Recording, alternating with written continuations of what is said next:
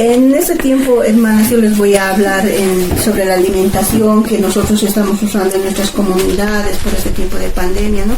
Lo que nosotros producimos en el campo es nuestra quinoa, que tiene mucho mineral, tiene muchas proteínas, también del chuño. El chuño tenemos está desintegrado, ¿no? El chuñito es de la papita que hacemos, también producimos la papita, también tenemos variedad de productos que se produce en el campo, ¿no?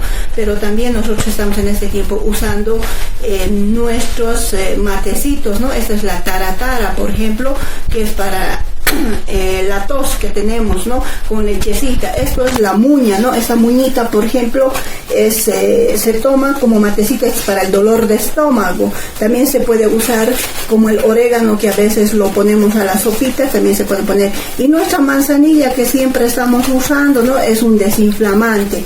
En esta mañana, hermanas, yo les animo a que todos ustedes sigan cuidándose en las comunidades, ¿no? En esta pandemia está el tiempo muy difíciles, pero a seguir cuidándose, hermanas.